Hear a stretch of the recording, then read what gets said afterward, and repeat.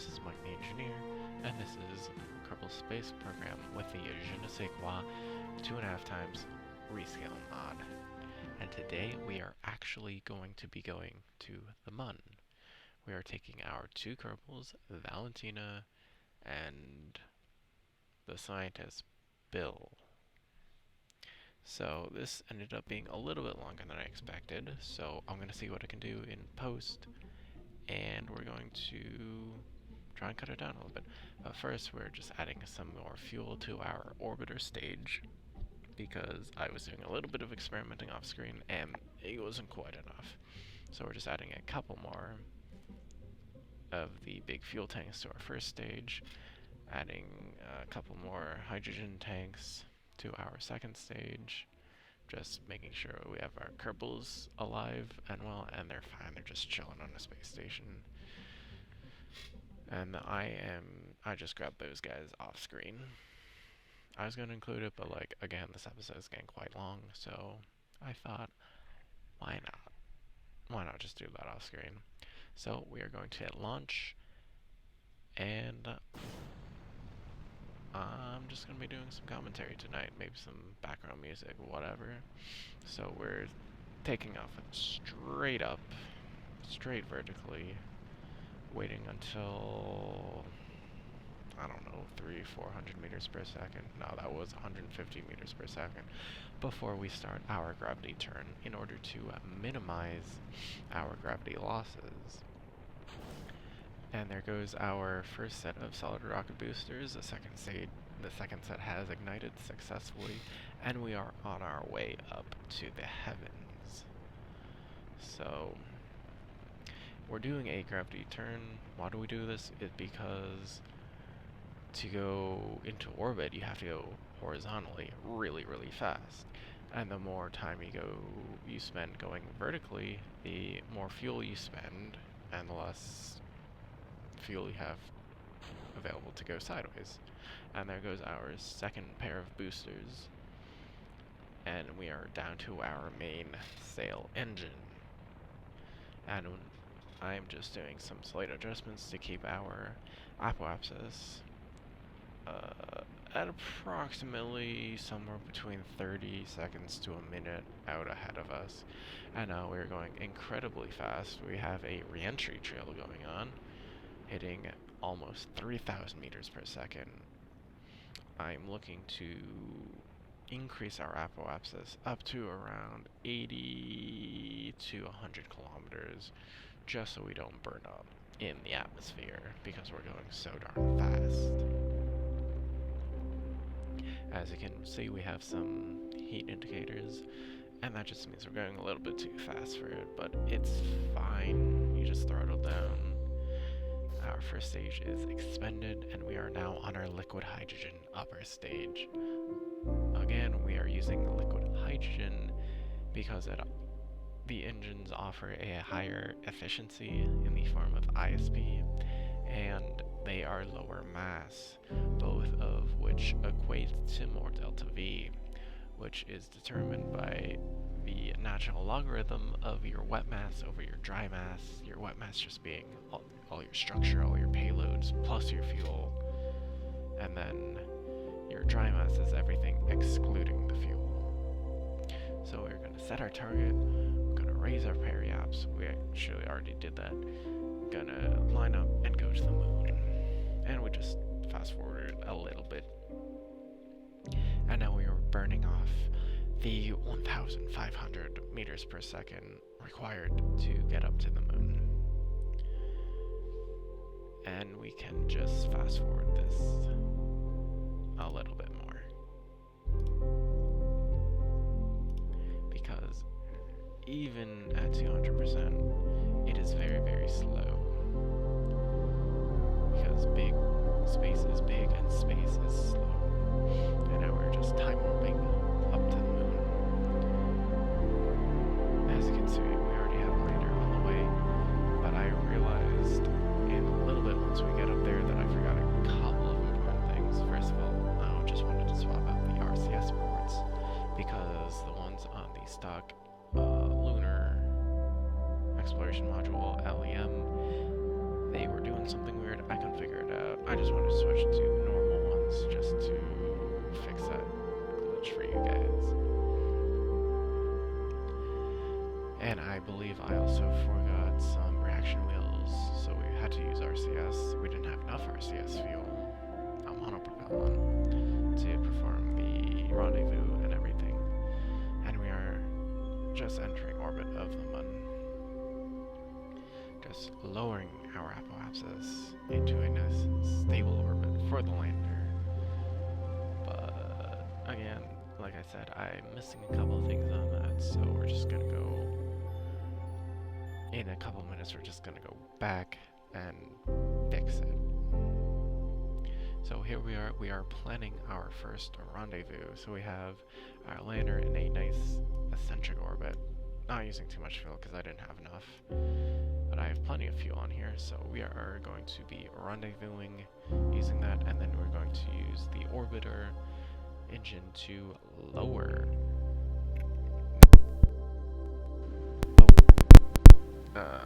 apoapsis in order to get into a nice low orbit. But here we have a separation of 44 kilometers. We are time warping up to our interception, and we're going to be using my modified lazy way of docking. So that is just burning slightly away from the target retrograde indicator, pushing it towards the target indicator, so we can minimize our delta V. That engine failed. That is because of Kerbalism. Yes, Kerbalism includes not only life support, but engine ullage and, no, not ullage. Engine ignitions, engine burn time, all that good stuff that you have to be careful of.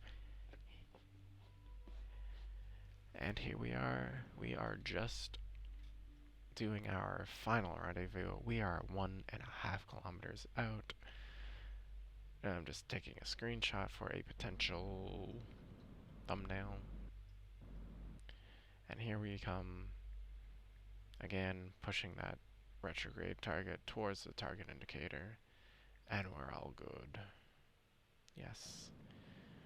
We are 15 meters away, flipping around, and just using very small puffs of thrust in order to meet that docking port. And there we go, we have docked. Now, yeah, we don't have any propellant on that, and I am going to realize in a second that I forgot some important stuff.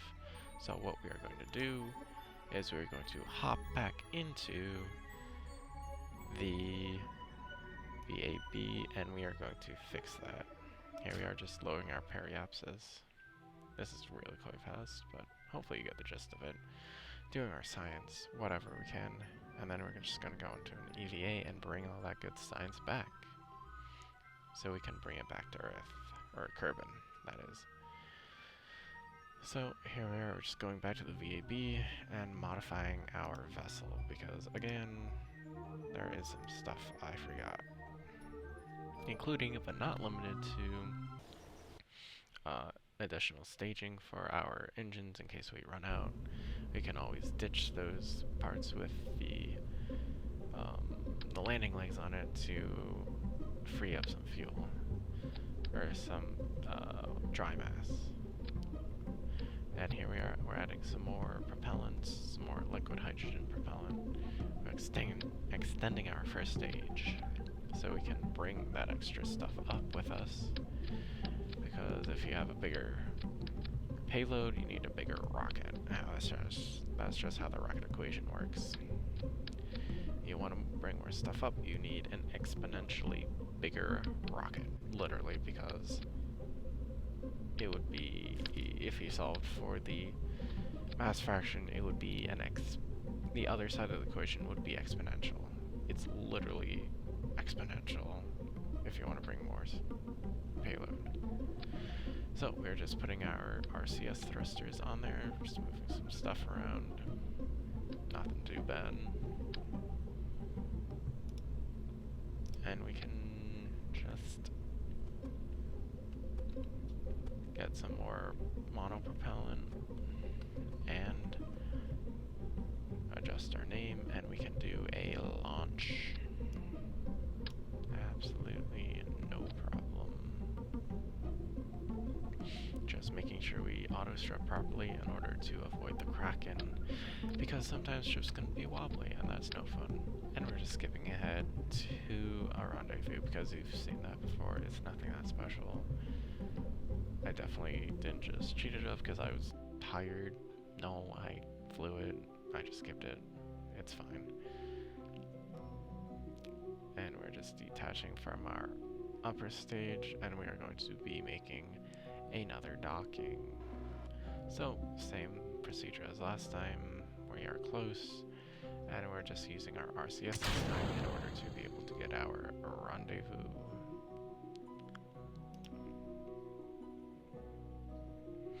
We're extending our solar panels so we can make some power, and so we can continue to do these maneuvers and everything. We are transferring our Kerbals back into our command module so they don't die on the surface when we go to ditch this. Yeah, see the purple, that's the graphical glitch I was talking about. I don't really like that. It's not fun, it doesn't look good, so I thought, why not just ditch it? It's fine. The fuel doesn't really matter. The new lander has plenty of fuel, so it's not like I was really missing out on anything. And we're just time warping up to our new docking procedure. No, not new. You've seen it.